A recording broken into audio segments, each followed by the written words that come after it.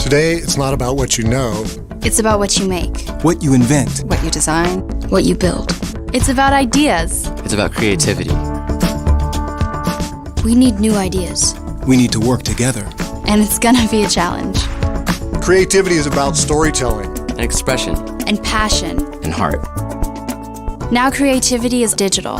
There are entire generations that have grown up in a digital world. Creativity is more important than ever, but the tools have changed. Students and teachers are doing amazing things. In science, in business, in medicine, in education, and in things we haven't even thought of yet. Digital expression is the new literacy, and creativity is the new fluency. Learn the tools. Learn the tools. Learn the tools. Because creativity isn't an elective anymore. It's our future.